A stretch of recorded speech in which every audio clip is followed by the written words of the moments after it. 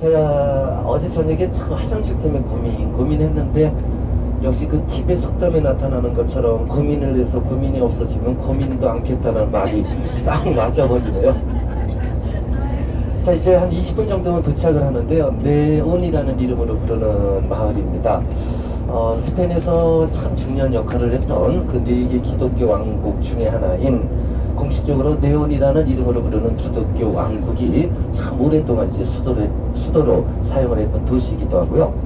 근데 이 네온 대성당을 만날 때 한 가지 좀 기억을 하면 좋은 게, 서기 711년도에 이슬람 사람들이 스페인 땅으로 진출을 하거든요. 근데 이게 지금처럼 좋은 현대적인 운송수단이 없음에도 불구하고 불과 3년 만에 저희가 가는 산티아고 더 북쪽 일부 지역을 제외를 하면 거의 뭐 97, 8% 이상을 점령을 하는데요. 근데 한 가지 재밌는 거는 이베리아 반도를 진출했던 이슬람 사람들은 다른 나라하고 틀리게 자신들이 스페인 땅을, 이베리아 반도를 점령하기 위한 목적으로 처음부터 들어온 것은 아니에요. 나중에 똘레도 순례 때 얘기를 드리지만, 똘레도의 서고트 출신들이 이제 국교를 가톨릭으로 정하면서 수도로 정해서 살고 있는 도중이었는데, 하나 재밌는 것은 서고트 왕국의 요청에 따라 이슬람 사람들이 이 땅에 들어오거든요.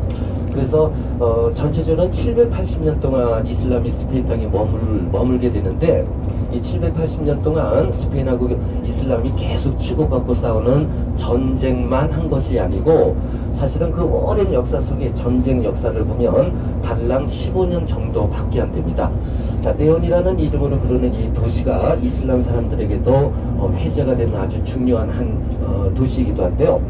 10세기경 스페인 땅으로 들어왔던 많은 이슬람 사람들 중에 이전에 들어왔던 이슬람 사람들은 저 왼쪽에 있는 마을을 점령을 한다고 해도 사실 파괴 같은 것들은 거의 하지 않았어요.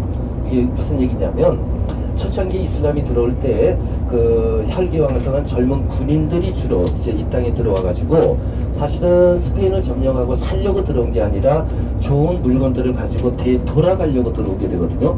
그러다 보니까 위험한 전쟁터에 여성들과 부인들을 이슬람 사람은 대동하지 않고요, 일방적으로 혈기왕성한 젊은 군인들만 들어오거든요.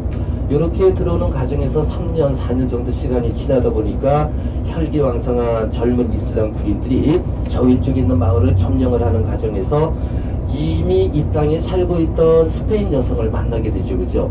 이러한 과정에서 자연적으로 피가 섞이는 방식으로 나중에는 780년 동안 이제 지배를 하는데, 그래서 부순 것보다는 사실은 내가 사랑하는 내 부인의 가족들이 다니는 성당, 내 부인의 친척들이 살고 있는 마을, 그래서 유지를 해준 부분들이 더 많거든요. 근데 이 네온이라는 도시는 오늘 만나는 대성당을 중심으로 한 주변이 이제 구시가지인데, 10세기경 스페인 땅에 들어온 이슬람 사람 중에 이렇게 표현하면 제일 쉬워요. 가장 포악스러웠던 알만소르라는 이슬람 왕이 들어와가지고 도시 구시가지 전체를 대부분 불을 지른다든지 하는 방식을 통해 거의 없애버렸던 아주 참혹한 그 역사를 가진 도시가 네온이라는 도시고요. 바로 이 이슬람 술탄이라는 이름으로 불렸거든요. 왕에 의해 오늘 도착하고 내일 순례하는 산티아고 대성당이 있던 장소, 그 대성당에서 사용했던 커다란 중도를 전부 띄어가지고 저기 스페인 남부에 코르도바라는 도시인데, 그 유명한 LA 세네카라는 철학자가 탄생한 마을이기도 하거든요. 바로 그 남부 코르도바에는 서기 989년도에 완성이 된, 지금도 25,000명을 수용을 할 수 있는, 현재 전 세계에서는 세 번째로 크고 당시에는 전 세계에서 제일 큰 회교 대사원이 있었어요. 메스키타, 모스크가 있었는데, 바로 그 모스크를 장식을 하는 그 등불로 전부 이제 사용을 하기도 합니다.